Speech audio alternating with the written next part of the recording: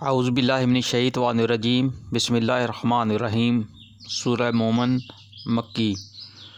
یقین جانو کہ ہم اپنے رسولوں اور ایمان لانے والوں کی مدد اس دنیا کی زندگی میں بھی لازماً کرتے ہیں اور اس روز بھی کریں گے جب گواہ کھڑے ہوں گے، جب ظالموں کو ان کی معذرت کچھ بھی فائدہ نہ دے گی اور ان پر لعنت پڑے گی اور بدترین ٹھکانہ ان کے حصے میں آئے گا۔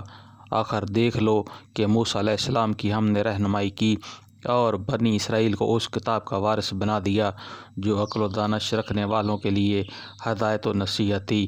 پس اے نبی صلی اللہ علیہ وآلہ وسلم، صبر کرو، اللہ کا وعدہ برحق ہے۔ اپنے قصور کی معافی چاہو اور صبح و شام اپنے رب کی حمد کے ساتھ اس کی تسبیح کرتے رہو۔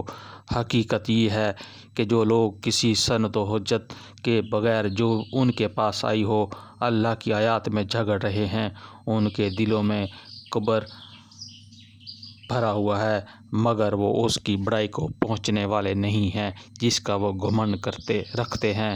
بس اللہ کی پناہ مانگ لو، وہ سب کچھ دیکھتا اور سنتا ہے۔ آسمانوں اور زمین کا پیدا کرنا انسان کو پیدا کرنے کی بنسبت یقیناً زیادہ بڑا کام ہے، مگر اکثر لوگ جانتے نہیں ہیں، اور یہ نہیں ہو سکتا کہ اندھا اور بینا یکساں ہو جائے اور ایماندار صالح اور بدکار برابر ٹھہریں، مگر تم لوگ کم ہی کچھ سمجھتے ہو۔ یقیناً قیامت کی گھڑی آنے والی ہے، اس کے آنے میں کوئی شک نہیں، مگر اکثر لوگ نہیں مانتے۔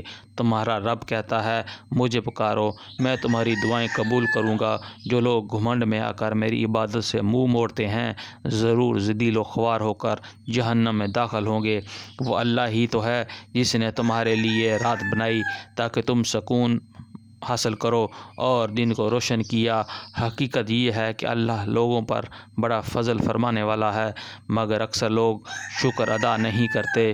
وہی اللہ جس نے تمہارے لیے یہ کچھ کیا ہے تمہارا رب ہے، ہر چیز کا خالق، اس کے سوا کوئی معبود نہیں۔ پھر تم کدھر سے بہکائے جا رہے ہو؟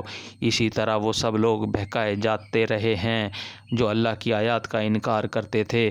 وہ اللہ ہی تو ہے جس نے تمہارے لیے زمین کو جائے قرار بنایا اور اوپر آسمان کا گنبد بنا دیا، جس نے تمہاری صورت بنائی اور بڑی ہی عمدہ بنائی، جس نے تمہیں پاکیزہ چیزوں کا رزق دیا۔